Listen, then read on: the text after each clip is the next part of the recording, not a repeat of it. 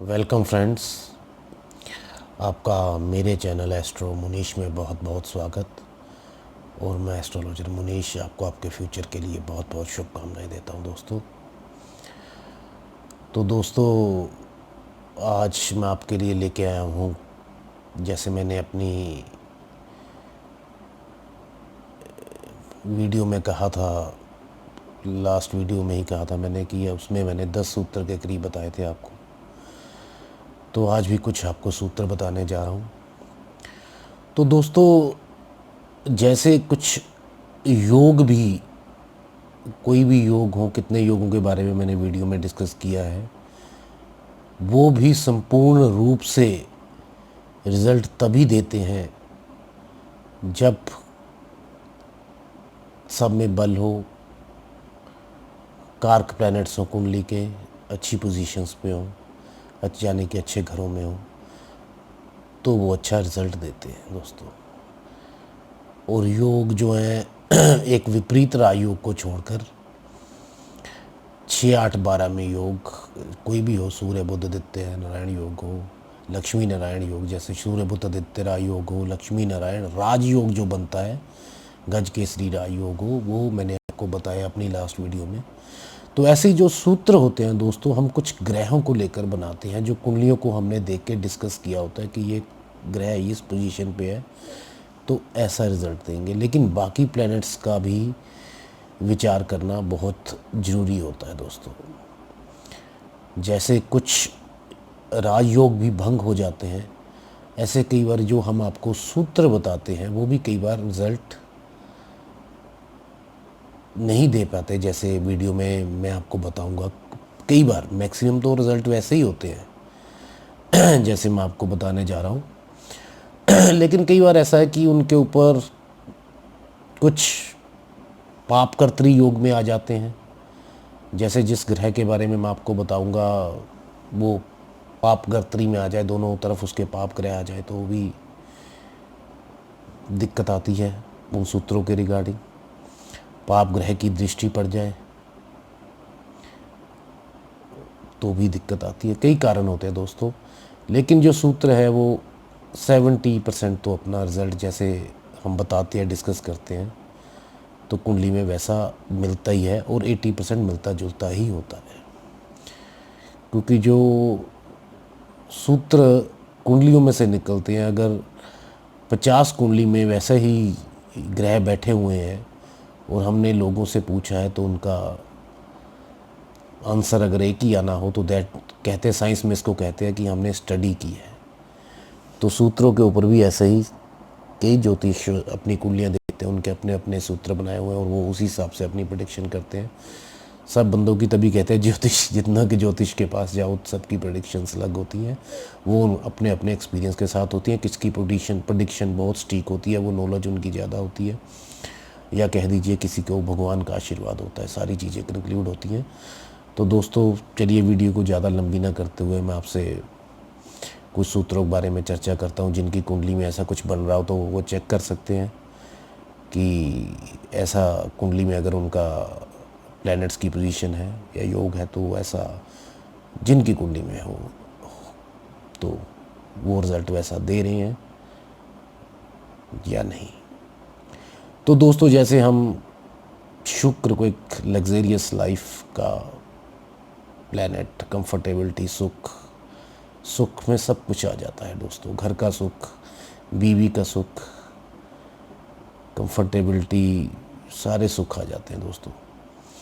तो अगर हमारे दैत्य गुरु शुक्र शनि के साथ बैठ जाए कुंडली में, वैसे तो नॉर्मली जो कुंडली देखते हैं, जिन्होंने अभी स्टार्ट किया, वो कहेंगे शुक्र शनि तो मित्र हैं, तो ये इकट्ठे बैठेंगे तो रिजल्ट नहीं नेगेटिव देंगे। चाहे वो कन्या लगन की कुंडली हो जिसमें ये मार्क हो जाते हैं, चाहे वो कोई किसी भी लगन की कुंडली हो। लेकिन अगर शुक्र अगर अपनी राशि में भी बैठ गए हैं, उच्च राशि के भी बैठ गए हैं, लेकिन अगर शनि उनके साथ बैठ जाए, तो दोस्तों ऐसे जातक आपके रिजल्ट्स में जो शुक्र के रिलेटिव रिजल्ट्स हैं उसमें डिले आ जाता है। शुक्र तो आपको देना चाहता है, लेकिन शनि कहते हैं, न्यायाधीश है, कहते हैं कि अभी टाइम नहीं आया, अभी रुको, इसको इसके टाइम आने पे देना। अभी इसने कोई इतना बड़ा झंडे नहीं डाल दिए, मतलब कम काम कर दिए हैं कि इनको से सारे सुख सुविधा दो, तो शुक्र उसमें डिले करते हैं दोस्तों। अब मैं किसी राशि किसी लगन की बात नहीं करूँगा, अगर ये लगन में ही बैठ जाएं शुक्र और शनि, तो उसके व्यक्तित्व में जो भी काम करता है उसमें डिले आना शुरू हो जाता है। धन भाव में बैठ जाए तो धन में डिले पॉसिबल हो जाता है। पराक्रम भाव जो शनि का अपना भाव है, जहाँ पे शनि पराक्रमी होते हैं, शुक्र साथ में बैठ जाए तो बंदे को जो थोड़ी सी भी मौज मस्ती करनी होती है उसके लिए भी बहुत कठिन परिश्रम करना पड़ता है। तीसरे घर में खपने वाली ज़िंदगी हो जाती है उसकी, भाग दौड़ मेहनत काफ़ी लेवल तक करता है।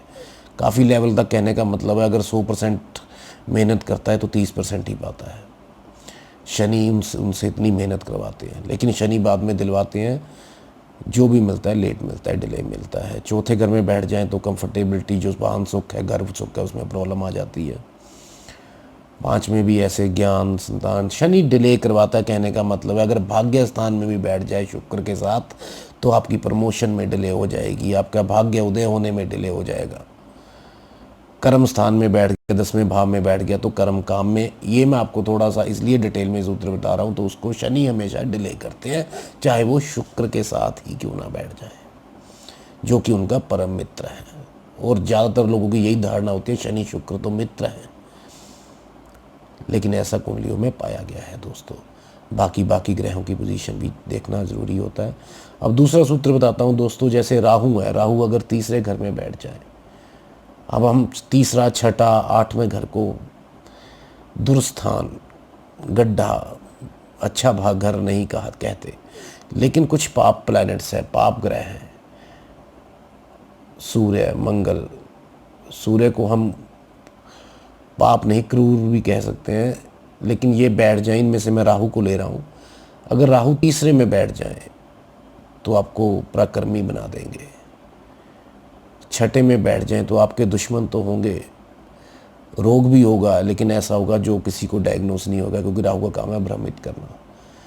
8वें में बैठ जाएंगे तो अचानक धन लाभ, क्योंकि उतार चढ़ाव का घर है, आकस्मिक धन कुछ भी दिलवा सकते हैं। मतलब कि अगर बंदा कहता है यार मेरे पास तो पैसा नहीं है, लेकिन उसका कोई काम आने पे जुगाड़ हो जाएगा। 3, 6 और 8 भाव में राहु जो है वो अच्छे माने गए हैं।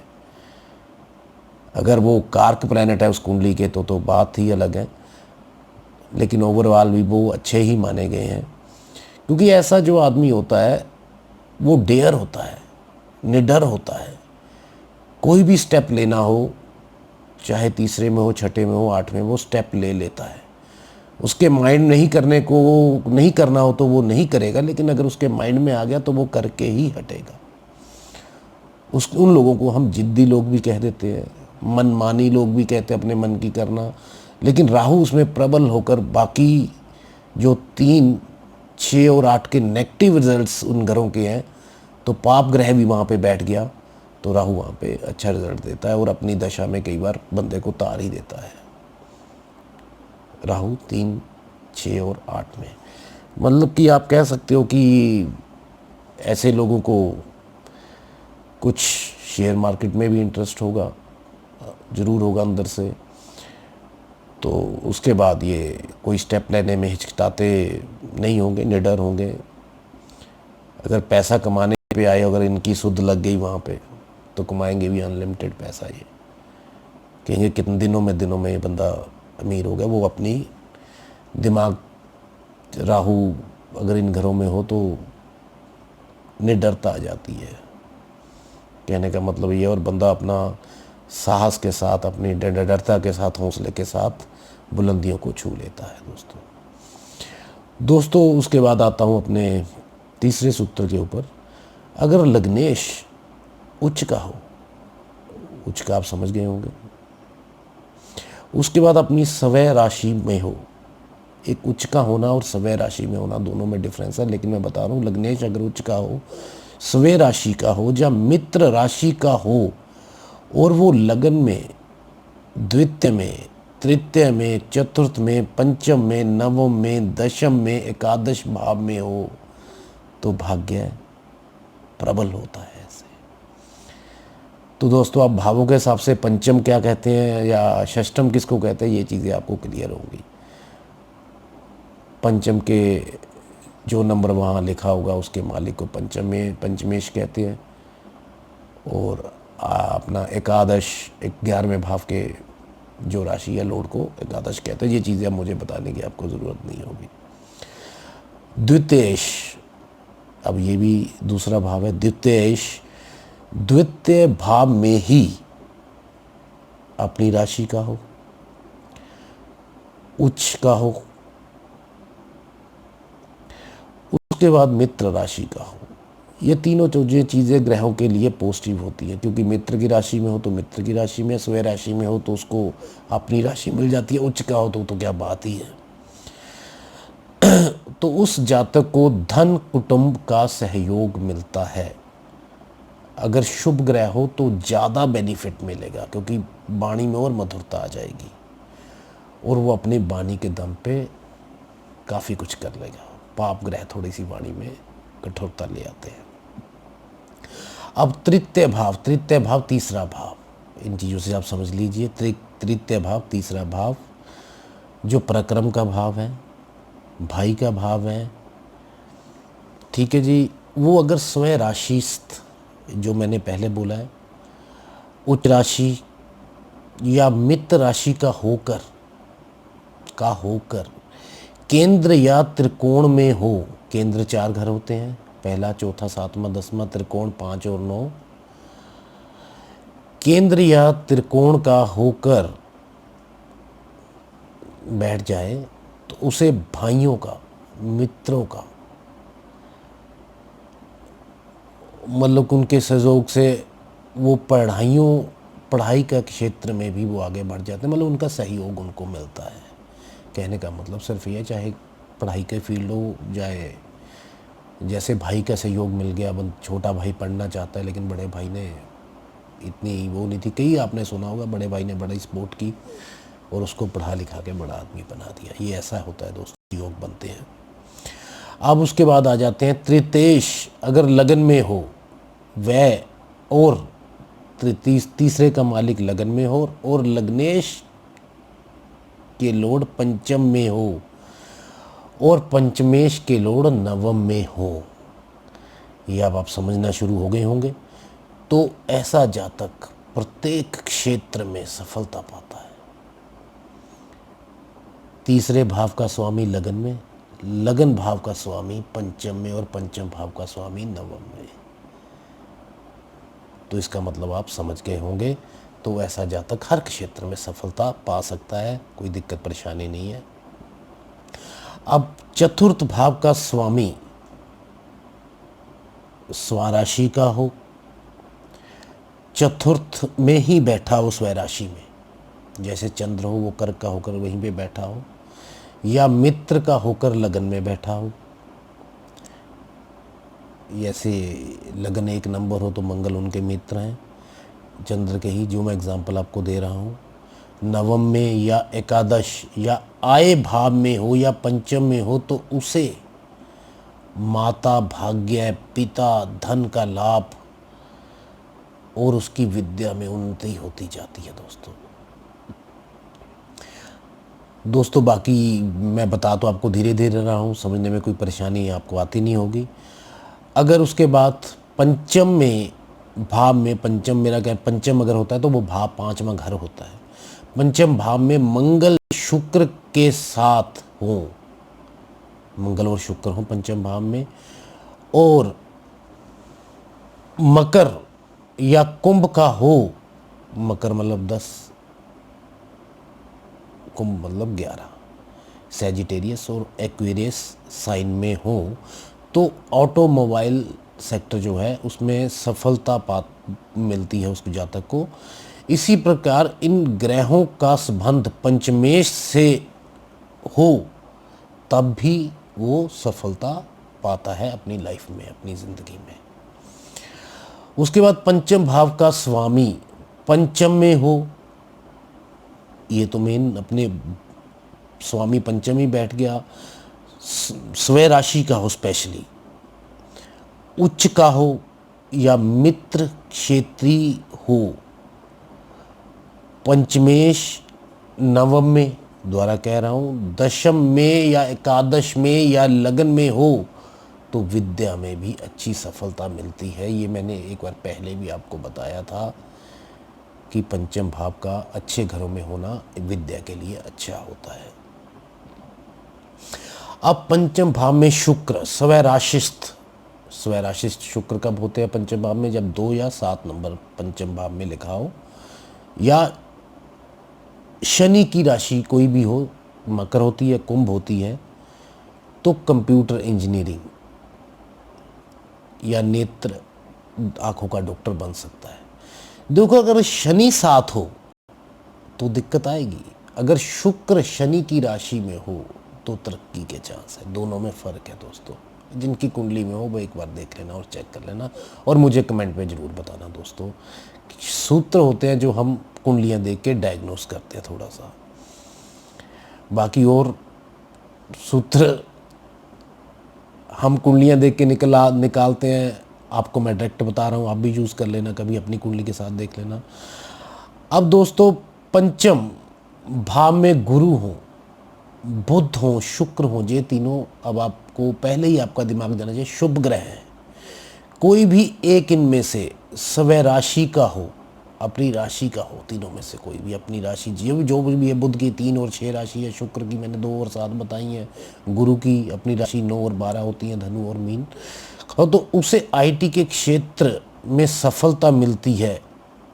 और उसके अलावा ये नवम लगन में होने में भी हो तो भी सफलता मिलती है, ये तीनों ग्रह शुभ ग्रह। उसके बाद दोस्तों, पंचमेश, भागेश, लग्नेश, तृतीयेश, दशमेश, चतुरेश, चतुरेश चौथा घर, इनमें शनि मंगल की युक्ति जो है वो अच्छी नहीं मानी जाती। शनि मंगल की दृष्टि संबंध नहीं होना चाहिए, और हो सके तो सूर्य और चंद्र भी साथ ना हो तो असफलता नहीं मिलेगी, मतलब सफलता मिलेगी। फिर ग्रह षष्टम व अष्टम को छोड़कर कहीं भी हो, 6th हाउस और 8th हाउस को छोड़कर कहीं भी हो।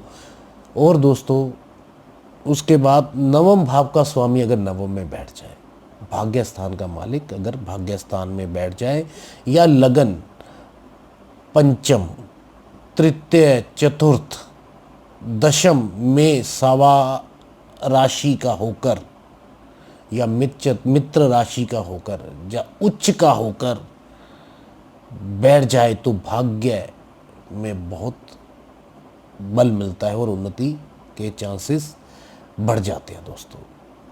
कहने का मतलब आपको सिर्फ इतना है कि अगर आपका भाग्य जो है, जो भाग्येश है, अगर वो नवम में ही बैठ जाए, अपने घर में ही बैठ जाए, भाग्येश में ही बैठ जाए, लगन में बैठ जाए, लगन जो आप खुद हो, व्यक्तित्व है बंदे का, पंचम जो है त्रिकोण है, ज्ञान, विद्या, संतान का घर है, तृतीय भाव भी कहा गया है क्योंकि वो पराक्रम का भाव है, दृष्टि तो पड़ती है नवम की तृतीय के ऊपर। उसके बाद चतुर्थ जो सुख भाव है, दशम जो कर्म भाव है, उसमें वो स्वराशि उच्च का या मित्र राशि का होकर बैठ जाए तो भाग्य प्रबल होता है। ये दोस्तों कुछ सूत्र होते हैं जो हम कुंडलियां देख के निकालते हैं और आपको थोड़ा बताते हैं। बाकी हम तो जब कुंडली देखते हैं तो बाकी ग्रहों को भी काउंट करते हैं दोस्तों, कि किसकी दृष्टि पड़ रही है, किसके गोचर में है, क्योंकि गोचरों के बगैर पूरी कुंडली का भी बताना संपूर्ण नहीं है। कई ज्योतिष ग्रहों को, जैसे मैंने आपको बताया, तो ऐसे रिजल्ट हो जाएगा तो ऐसे हो जाएगा, जब मतलब ग्रहों को देखते हैं वो कौन सी राशि में है, अच्छे घरों में बैठे हुए हैं, कैसे बैठे हुए हैं, लेकिन ये चीज़ें काफ़ी नहीं होती है कुंडली के लिए। कुंडली में योग भी बनते हैं, ग्रह अपनी राशि में भी होते हैं, अच्छे घरों में भी होते हैं, लेकिन उनके बाद उनके नमांश कुंडली और नक्षत्रों को भी देखना ज़रूरी होता है, जिसके बगैर हम एग्जैक्ट रिजल्ट पर नहीं पहुंच सकते, नतीजे पे नहीं पहुंच सकते, कुछ कमी रह जाती है। मैं अब लाल किताब की भी स्टडी करता हूँ, लेकिन अभी मैं उसको कभी अभी नहीं लेके आऊँगा आपके बीच में, क्योंकि उसमें सीधा डायरेक्ट होता है कि अगर ग्रह यहाँ पे बैठा हो तो ऐसा फल मिलता है। लेकिन एक वैदिक एस्ट्रोलॉजी ही ऐसी है कि जैसे एग्जांपल दे के आपको बताऊं, अगर कोई विमान आपने लिया, उसके 2 स्टॉपेज हैं। अगर वो चला दिल्ली से, उसने अमेरिका जाना है तो एक बार चाइना रुका, एक बार कहीं और रुका, कनाडा रुका, फिर वो अमेरिका गया। लेकिन वैदिक ये बताएगी कि वो यहाँ से निकलेगा, यहाँ रुकेगा, इतने घंटे रुकेगा, और उसके बाद यहाँ रुकेगा, इतने घंटे रुकेगा, फिर जाके वो अमेरिका जाएगा। और लाल किताब क्या कहती है, वो सीधा डायरेक्ट नतीजे पहुँचती है, ये जहाज में बैठो सीधे अमेरिका पहुँच जाओ।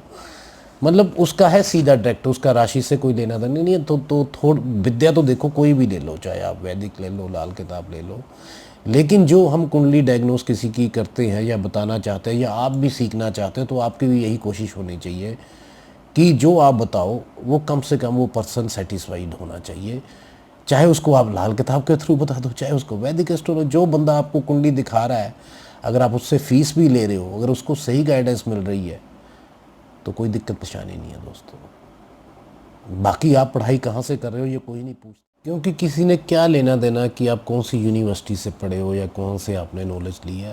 आपने एक सही ज्ञान बता रहे हो, बस उनके काम आ रहा है, और उनका आप फ्यूचर, प्रेजेंट और उनकी कुंडली के रिगार्डिंग सही बता रहे हो। लोगों को बस इतना ही चाहिए होता है, इससे ज़्यादा कुछ नहीं चाहिए होता दोस्तों। तो दोस्तों बाकी जो जितना मेरे पास है उतना मैं कोशिश करूँगा आपको ज्ञान देने की। ज्ञान क्या, आपके साथ कुछ बातें शेयर करनी होती हैं, बस बातें अगर मेरे काम की आपके काम आए तो बहुत बढ़िया है।